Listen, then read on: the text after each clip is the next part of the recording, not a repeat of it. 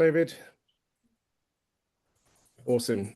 So my name's Damien. I am the operations director at a social enterprise called Noise Solution. Have been for the past 9 years or so, and I've got a 25-year career in the third sector across a bunch of different organizations, working in disability, mental health, older people, marginalized young women, lots and lots of different things from small startup organizations to large charities. So I've kind of been around the sector for a while.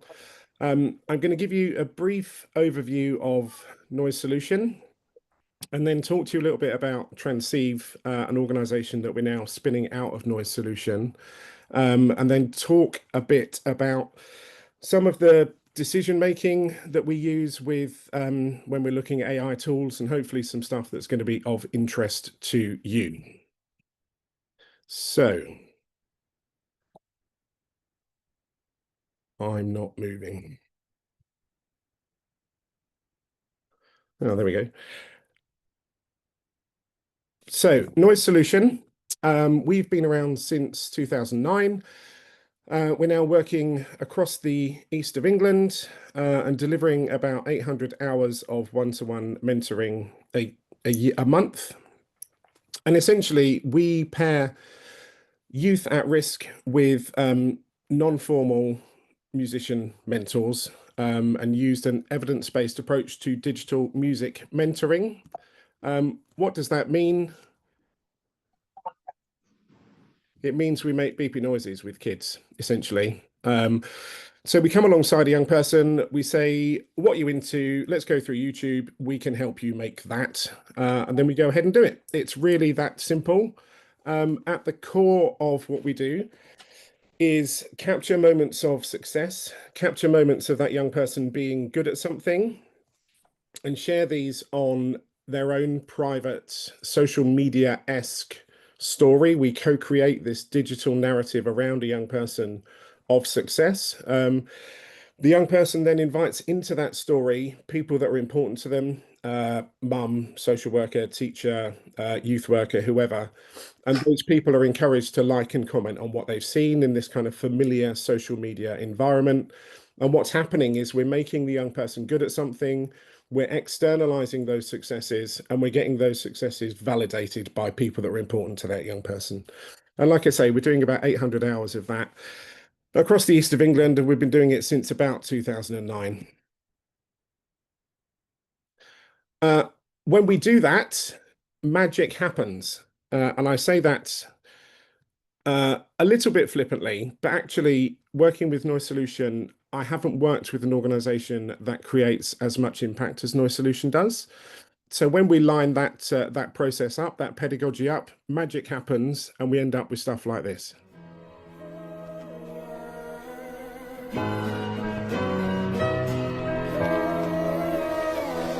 Once a little boy with dreams, now an adult trying to make it. Wishing on a star for a chance so I can take it. Made a promise to my mum and I swore I wouldn't break it. I'm feeling motivated, aiming higher than a spaceship. Getting ham on every verse, I put my passion into music. But didn't have that, I'd be in jail for something stupid. Music is my saviour, it turned my life around. Helped me through the hard times when I was hella down. Just a kid who couldn't focus in and out of different schools. Mixing with the wrong crowd, had me breaking different rules. I never paid attention when it come to education. I could've learned a lot but I was lacking dedication. Depression overtook me, I can find no motivation. So music came along and gave me loads of inspiration. So music is my therapy, helped me through my life, kept me going strong, and now my future's looking bright.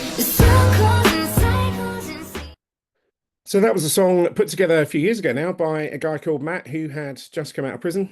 And it was a kind of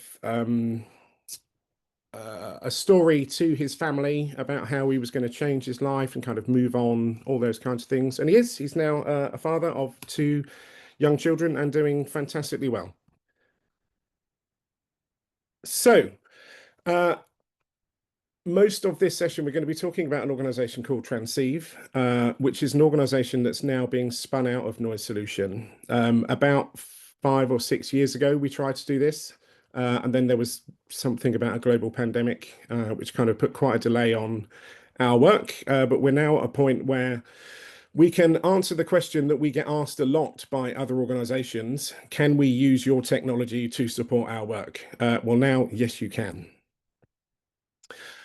Whose office looks like this? Fun fact time, the charity sector in the UK spends something like 15.8 million hours a year reporting. And I think probably everyone on this webinar will go, yeah, I do about 15 million hours of that myself. So we're spending lots and lots of time trying to report on the work that we're doing. And we're using methodologies that basically aren't fit for purpose, right? So we are trying to equate bums on seats data, output data, with impact data. I don't care if we've got 30 young people in a room. What we need to be measuring is the impact that we've had on them. And just because they've walked in a room doesn't mean we've had any impact at all. We carry out case studies at the end of a program, and we pick a couple of people for whom a program's gone well, and we spend lots and lots of time talking to them and taking pictures and getting quotes from them to have something shiny to show a funder, right? Look at this, look at what we've done. Can we have some more money, please? And then we send out feedback forms with very low response rates, gathering dull, uninteresting, unuseful data. Like, when was the last time you were excited to fill out a feedback form and felt that you could actually put your point of view across, right? It's ineffective. It doesn't work. It gives us numbers we can count, but it doesn't give us any kind of useful insight.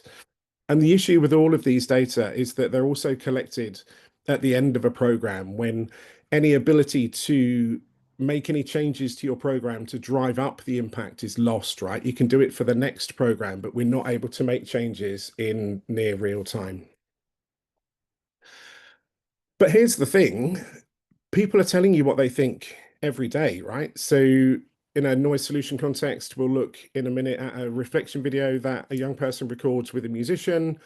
I'm talking to a housing association whose residents obviously phone up every single day and tell them what they think. I'm talking to an organization communicating with homeless people via WhatsApp.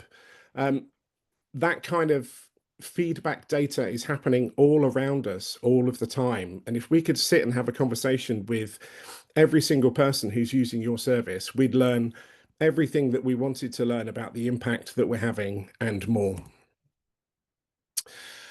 So I promised you digital pizza, and here it is. About 5 years ago, I remember vividly sitting in an office in a live music venue in Bury St Edmunds on a Friday night, paying a pro bono developer, literally in beer and pizza, to build a word cloud object for us. So at the end of every session, the musician writes a short session report. This is what happened. This is what we did. This is what the young person wants to be able to do. And we could see, kind of retrospectively, we could see the value of being able to look at and understand large amounts of unstructured data and start to identify patterns and trends and things that were going on. So we paid this guy in good pizza, it was Pizza Express pizza and beer, to build this word cloud object. And it came out with something roughly like this. So it was kind of useful, it was kind of interesting, but actually what we were interested in was the voice of the young person and not necessarily the voice of the musician. And we were interested in data and detail that was deeper than a very kind of prescriptive session report. So we'd started to prove a concept, but it was quite limited in its use. It looked nice. And then we moved this on a couple of years later to a kind of version 2. And we used a kind of standard sentiment analysis tooling from Microsoft. And we were asking the tool, tell me somebody's sentiment in terms of autonomy, relatedness, and competence. Is it positive, neutral, or negative? And it started to produce some interesting insights. But again, it was quite manual. It was quite one-dimensional in its approach. And it started to give us a bit more information, but it still wasn't particularly useful. And then ChatGPT, 2 or 3 years ago, hit the world in quite a big way. And this slide always blows my mind. So it took Netflix, for example, 10 years to reach 100 million users. It took Dropbox, which we all probably use at some point, 4 years. GPT hit that target in about 2 months. So it exploded into the market. We heard about it. We're a digitally native organization, wanted to kind of go out and play with it. So we went out, had a look at it, and I said, right, GPT, here are some transcripts of reflection videos, and I want you to assess them for positive, neutral, and negative autonomy, competence, relatedness, return some highlights, return some percentages, give me some information from large amounts of unstructured data. So GPT went away and said, brilliant, there you go, that's easy. It was kind of neutral, it was all right. I'm working on the text that you've given me, I'm not working on anything else. Here's the data that you need. And I thought, Eureka, we have got it. We have cracked this. We can feed all of those transcripts into GPT, it will analyze them, give us the data we need, and we'll be able to do all of this stuff in real time. So I said, how did you do it? And GPT said, made it up. Couldn't find anything. I provided arbitrary percentages, just made it up. So what happened from there is we went to the experts and said, we think we've got something here, but we need to provide GPT with further information. We need to be able to craft and structure the information that we're giving the AI engine so that it gives us data that we can believe in, gives us data we can trust. So the point here is that AI, GPT, Claude, whichever LLM you're using, are very, very good at convincing you that they're right. And we need to be able to critically analyze the responses that we're getting back from the LLM at every point. Otherwise, it will literally just make stuff up because it wants to please you. It wants to achieve a positive result. So I mentioned that at the end of every noise solution session, young person and musician record a short reflection video. How was it for you? What did you do? What did you learn? How did you feel? What's going on? It's really natural. It's really conversational. And it's so much more impactful than a feedback form or a session report. So these videos pop into the young person's community group's inbox after every session. And it's genuinely the highlight of a social worker's week when they receive a video from a young person that they haven't been able to engage with, talking about what they're doing and how they're doing it and all that kind of stuff. This is one of those. This popped in our inbox probably a year or two ago now. You'll see Yaz, a young woman that we worked with for a couple of years. Yaz will tell you and knows that I will tell you that if she hadn't worked with Noise Solutions, she'd be in jail or dead. And she's neither of those things, I'm very pleased to add, and she's doing great. And then Saran is one of our musicians. This reflection just happens to be an online video because it was easier for Yaz, but we do lots of face-to-face and a little bit of online work. I've gone from having the worst 2 weeks I've ever had in my life with my mental health, managed to somehow keep my head above water and not do anything stupid, not break anything. But I feel like it was worth it because at the end of all of that pain and tears and anger and all them emotions comes this little bit of music that I made, and that makes me happy in itself because I've progressively done something that is making me happy. Considering everything that you've been through the last 2 weeks and for this to come out of it, that is nothing short of amazing. So I am very proud. Well, I'm immensely proud of myself. I am feeling a lot better in myself today than I was last week.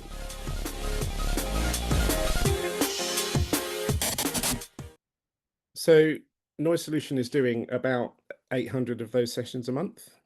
So we're getting around 600-700 videos a month like that.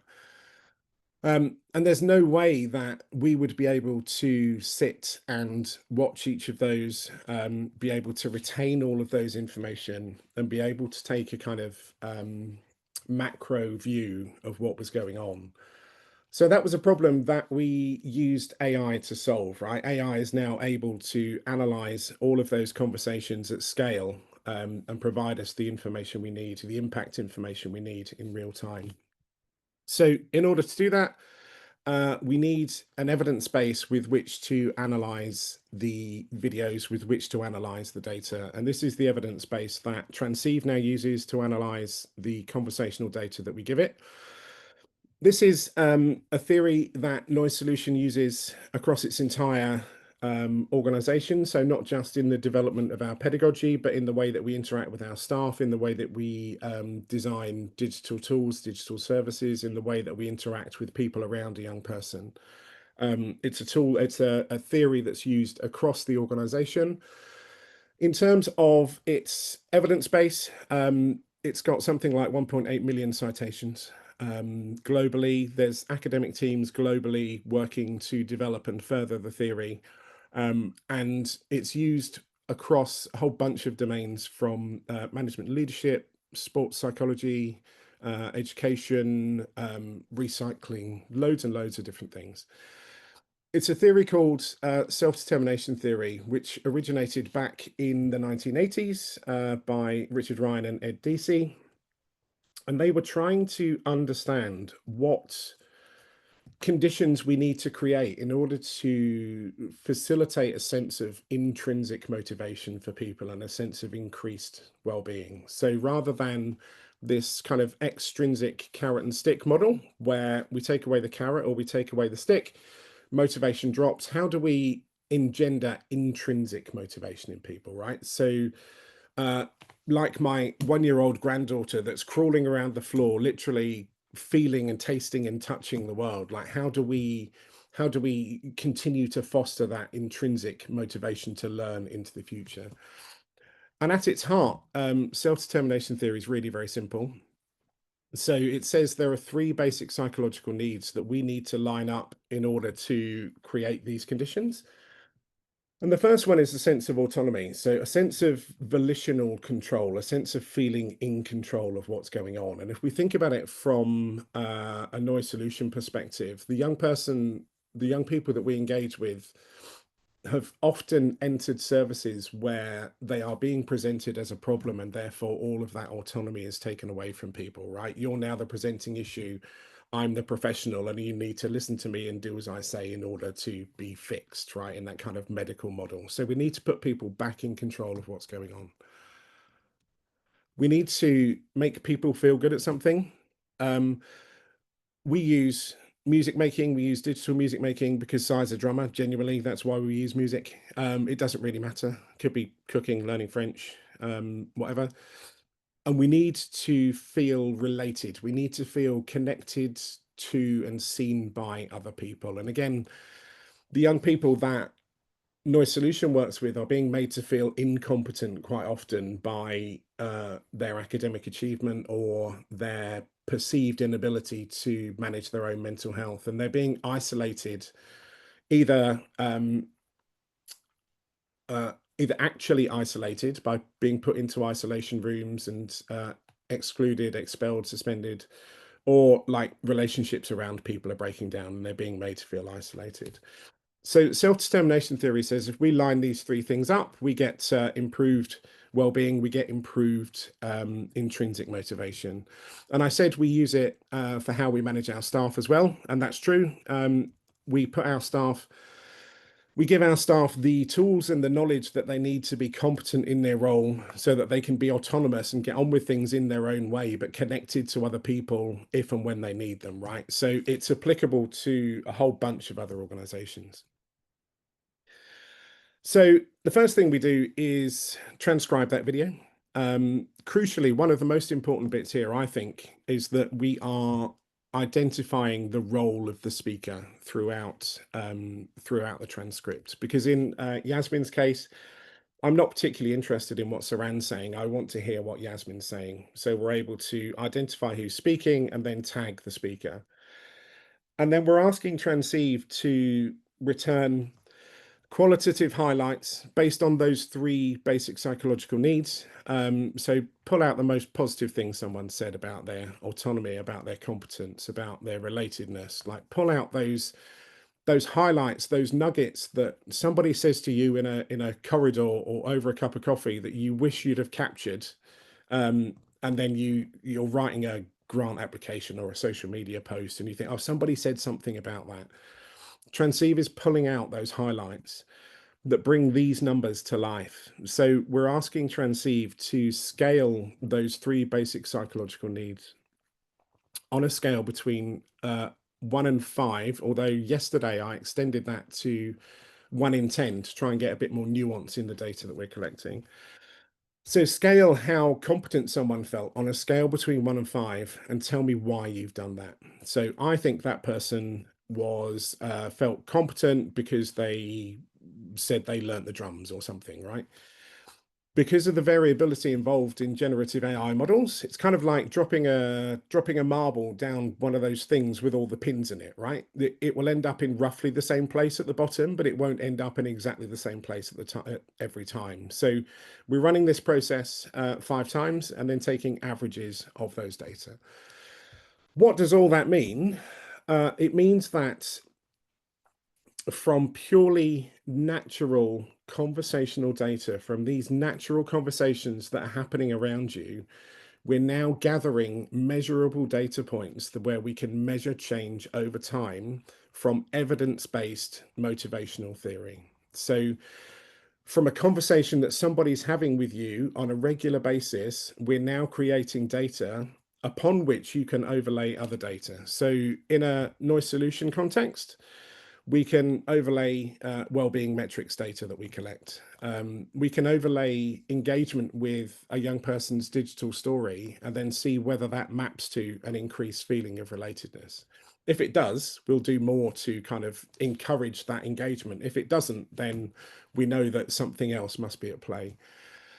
This is a set of podcasts that Noise Solution ran for a couple of years with a specific LGBT group in Ipswich. So we ran these as some test data.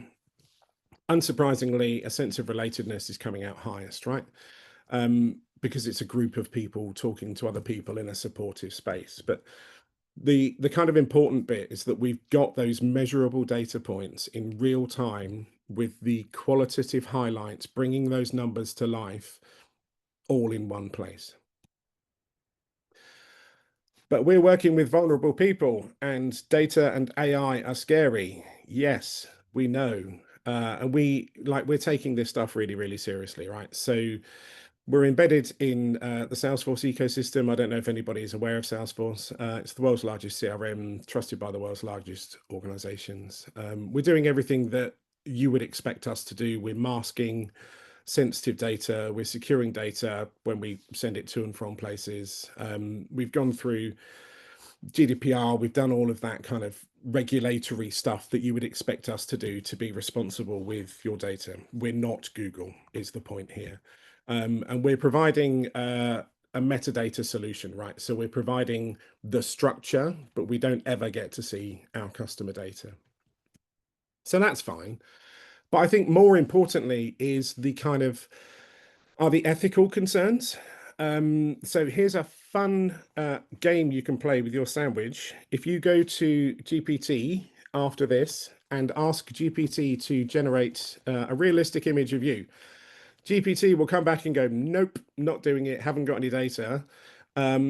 You'll go through a couple of iterations of saying, yeah, just do it, just get on with it. And then give it something something neutral like your age. It's probably 70 to 80% likely to generate an image of a middle-aged white man, because that's the data that the large language model has been trained on. So these large language models, which are the brains behind the more accessible AI tools like GPT or Claude or whatever, have been trained on massive amounts of uncurated data, mostly internet data. So data where nobody's had any particular oversight of it, and data which is in and of itself inherently biased because of the inherent biases that we see in society.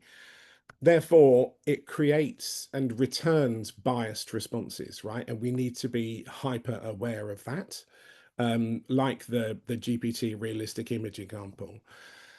We're a social purpose company, and it's not enough for us to just be cognizant of that.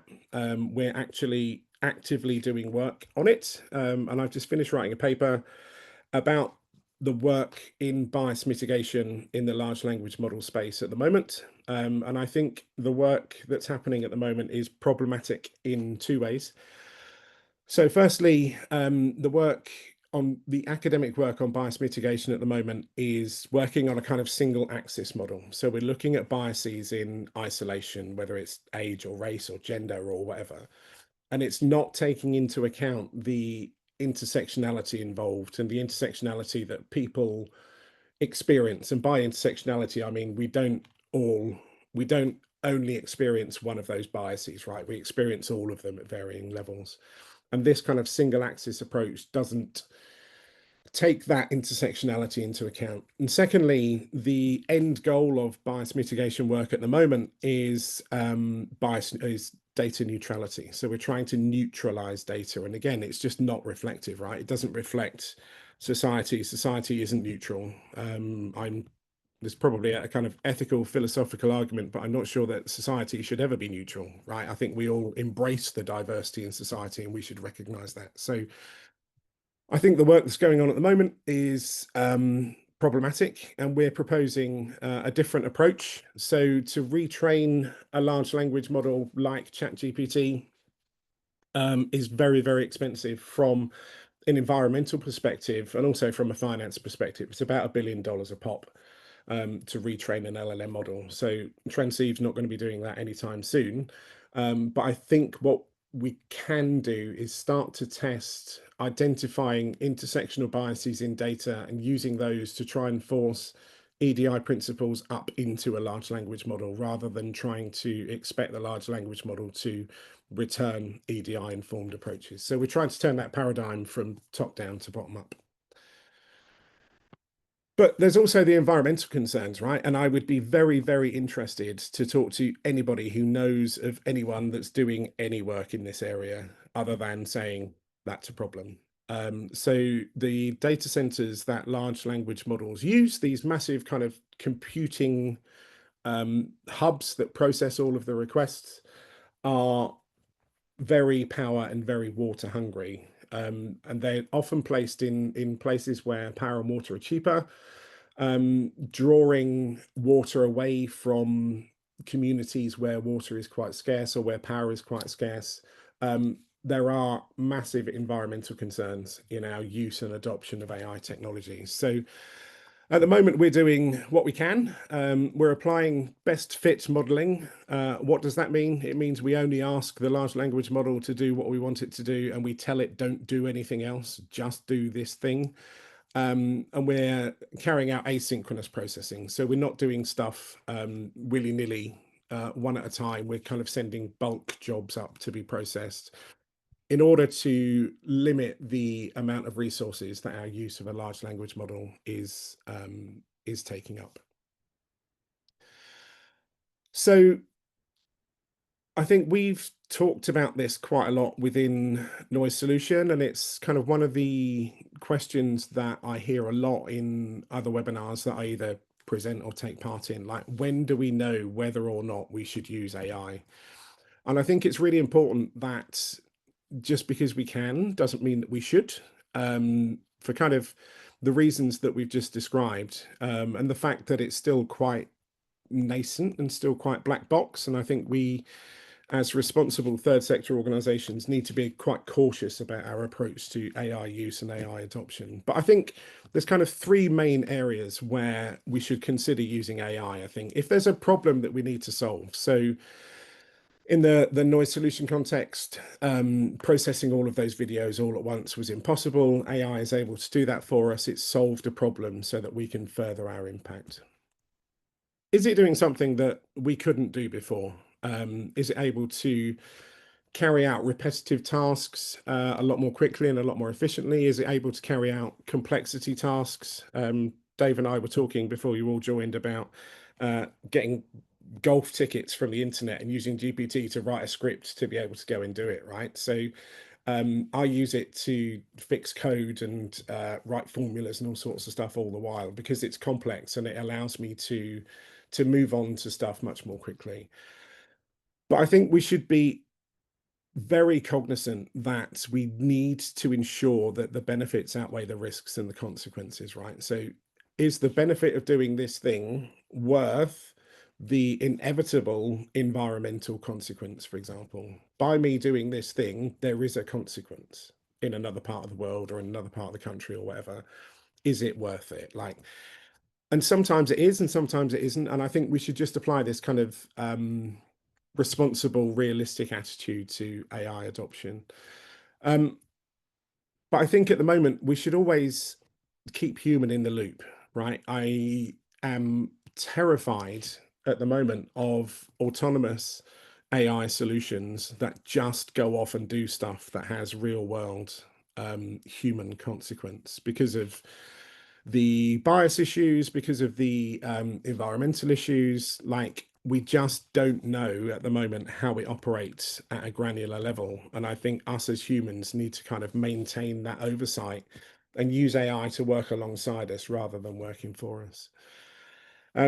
This isn't my graph, I will fess up, but I saw it at another thing I was at and found it a really useful way of framing where I think AI can be useful. So we've got kind of organizational impact along the bottom. I don't necessarily mean social impact there. I mean how important a task is for an organization, and then cognitive load up the side. So how hard it is to do. And there's stuff that kind of runs along the bottom, which is just boring, right? It's really boring to do. The organization needs you to do it, but it's dull and it's repetitive and it's boring. And then there's stuff that goes up the side, which is really, really hard. And we bring in specialists to do this stuff, and we pay them a lot of money to do this stuff, and there aren't enough of them, right? So I think AI has a role to play in both of these spaces. I think that there's a whole bunch of stuff that we can automate, that kind of low level, dull, repetitive stuff that we can just get AI to do much more quickly and much more efficiently. I think there's a role for automation. I think there's a role for augmentation. So as I said, we can use AI to kind of sit alongside us and help us expand our brain and our processing power to kind of do the stuff that's really, really hard, to allow us to kind of further what we're doing, which creates this space for us to continue to increase our potential, right? So is AI going to come and take all our jobs? No, I don't think so. Not anytime soon. But I think there's a real role for it to take away some of that stuff on either axis so that we can continue to do what humans do and be creative and forward thinking and continue to develop and grow. I want to leave you with a quote that I found when I was doing the reading for the bias mitigation paper from Dwivedi et al. 2023. If anybody's interested, I can send you the paper. It's really interesting. But they talk about how AI acts as a mirror for society, right? So we can clean the mirror and we can do stuff to create bias neutrality, for example, and clean the mirror. But I think addressing what's being reflected back is equally, if not more, crucial. So AI is only reflecting back what it sees in a kind of digital data society. That's it from me. Lovely, thank you, Damien. It was a brilliant presentation. How can people on the course sort of get involved with Transceve and sort of start using the tools that you've developed? Or Yeah, sure. So there's the QR code at the bottom there. I'll leave it on the screen. Is to our link tree, and it contains website, LinkedIn page, use case videos, contact details, all that sort of stuff. So everything that people need is on that QR code. And we'll come to our questions in a second. I can see we've got some impact measurement specialists in the room, Damien. Oh, good. Around human intervention. So you talked around that you drop your marbles, so you drop the data sort of 5 times to mitigate against sort of any errors or sort of bias. But then when you're running 800 sets of data through the model every month. How much human intervention is there just to check and audit and make sure that what's coming out is accurate? Yeah. So to clarify, we're not talking about error or bias, other than the inherent biases that we spoke about, but more about variability. So it's more about we'll get slightly varied responses. And we're at the very start of that journey. So at the moment, for the last week or 2 weeks, we've been running the process 10 times. We've been going through the data, and 9 out of those 10 are the same. So we've now reduced that number to 5 times because we don't need to do it 10 times. We're limiting our usage. We'll see how that goes. If it starts or continues to produce 4 out of 5 or 5 out of 5 that are the same, then we'll reduce it and reduce it further. We're just trying to work out what that optimal kind of variability point is. Love it. Couple of questions. People dropping questions into the chat. Adrian, most of the bots think that you're dead, which sounds quite concerning from an AI point of view. Els asked, do you transcribe the videos and just upload them to ChatGPT for it to analyze? Yeah, so we use Noise Solution uses OpenAI and OpenAI products. It was the most reliable that we found when we did the testing. Transceve is kind of bring your own LLM. We'll connect to whatever LLM you want to use. Just depends on your appetite, your budget, your whatever you want to use. But we're using the AI to transcribe stuff and using AI to then analyze stuff. Yeah.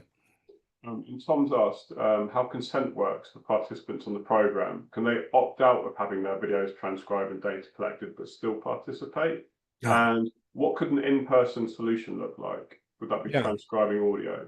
So the consent question is a great question. So young people can opt out, but they can only opt out if they've opted in first. So young people have to actively opt in. And we've tackled that in 2 ways. We've worked with a legal firm to develop the privacy notice and all the kind of boring stuff that nobody reads. And we've also recorded a TLDR explainer video that young people are presented with that says, here's what we want to do. Here's the stuff that you should be concerned about. And here's the stuff that we've done about it. It's up to you whether you opt in or not. If young person opts in, we process their videos. If they don't opt in, we don't process their videos. It's that simple. Thank you. I've got a Chinook helicopter going over my office as we speak. So if anyone's wondering what the background noise is, I remember being at a conference once, and someone described their attitude to, it was a charity leader, and they described their attitude to AI as curious but cautious. I'm thinking back to your sort of journey with that. How should people start? What should they be do if they're not using AI at the moment? What's a way that they can get in and test it really, and just see if it's something they can use? So there was a really interesting conversation about this at a conference I was at last week, and people are using AI anyway, right? It's not about getting started. People are using AI on their phones or in Copilot with Word or, Google AI generated search or whatever. People are using this stuff anyway. So I think what's more important is to develop the organizational red lines around your use of AI. So at Noise Solution, we haven't developed an AI policy. What we've developed is a responsible use of AI statement, because the world's changing so quickly that to try and kind of policy that is really difficult. So we've set out some kind of organizational red lines, like we're never sending personal sensitive data. We're turning memory off for anything that we need to turn memory off for. So you can set up your GPT to remember stuff about you or not remember stuff about you. We're not using tools that nobody's ever heard of, right? We're doing the kind of due diligence behind stuff.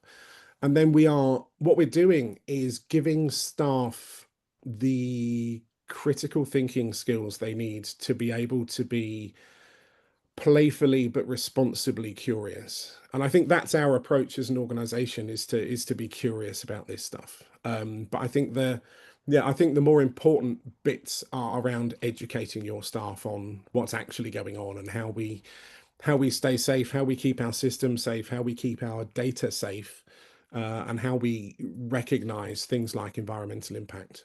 Like, please don't turn your family photographs into The Simpsons, because it uses massive amounts of resource for a Simpsons picture. And it's bloody annoying when they That is keep bloody popping up annoying on as well. Instagram Yes. like over and over.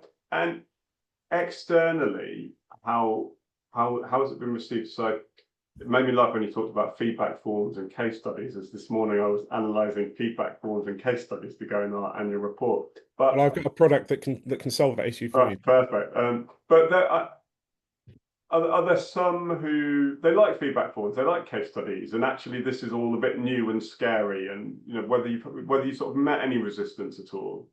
Yeah, some resistance. I think we're approaching it from a kind of position of upfront transparency, right? So the bits that we were talking about around data security, around bias, around environment, we're coming out publicly and saying these are issues, and we know they're issues, and this is what we're doing about it, because we are adopting a kind of responsible approach to the use of these technologies. I had a really interesting conversation with someone a few weeks ago. So I'm hoping to work with a bunch of funders, because funders have an issue that I think we can solve, whereby they are trying to compare impact across really diverse portfolios of boxing clubs and lunch clubs and noise solution and, you know, knitting class or whatever, and comparing apples with oranges. And I think what we're able to provide is a common impact framework that sits across those organizations without having to put any kind of undue burden on that organization to fill out another grant feedback form or another grant report or whatever. But I think there's a cultural piece, I think, in some organizations where we can send out feedback forms that ask the questions that we want to know the answers to. The danger of analyzing a natural conversation is people might tell you stuff that you don't want to know. But I think as funding environments become ever more competitive, demand goes up, I think we're going to have to kind of be much more on top of the impact that we're creating, and we're going to have to be asked and answer those really difficult questions. Lovely, thank you.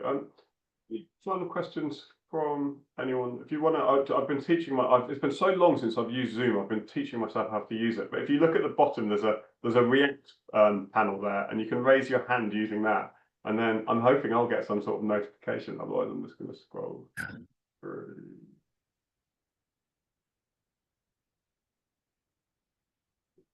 Tom.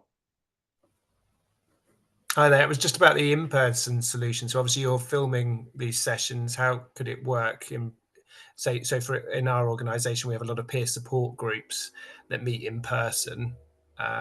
Just curious how that could work in practice. Yeah.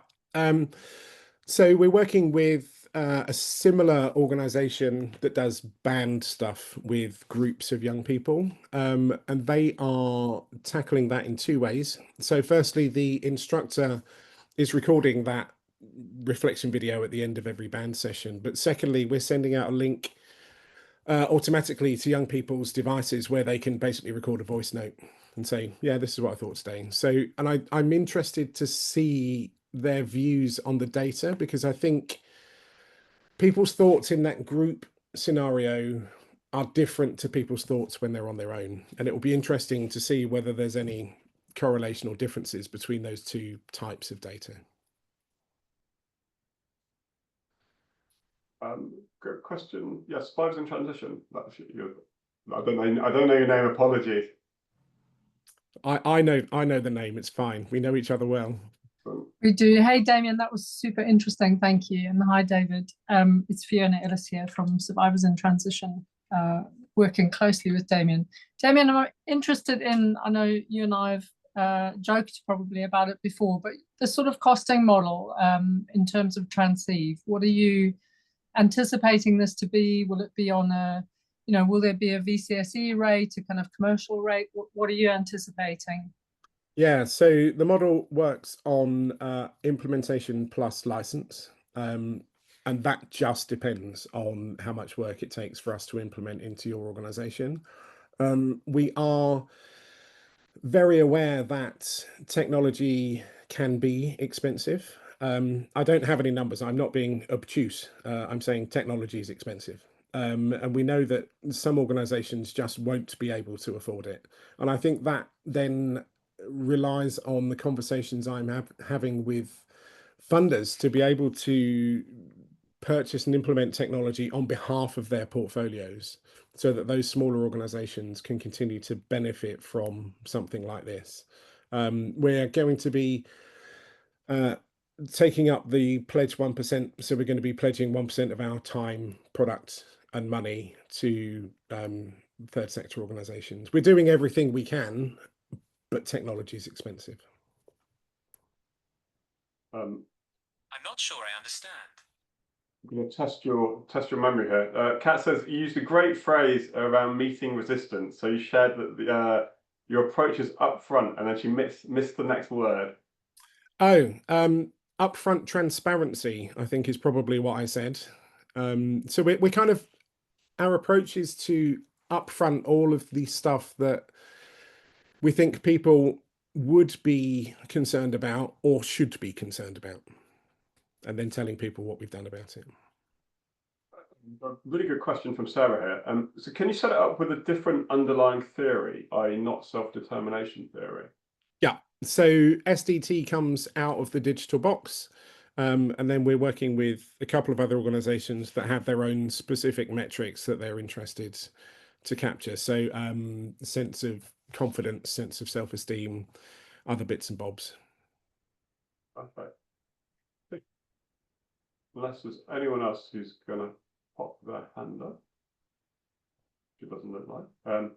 We can leave it. That was brilliant, Damien. Really, really good. Really like interesting. I've jotted down pages of notes to sort of come back through. Just for anyone who joined late or wants to share this with colleagues, we have recorded it. So we will stick it on the SSE YouTube channel. If you want notification, if you're not a subscriber of the SSE newsletter, sign up and you'll get a link to it probably tomorrow, if I can find the time to write it between now and then. But no, Damien, fantastic. And thank you everyone for coming along and asking questions and making the comments in the chat. It was really good fun. Thank you.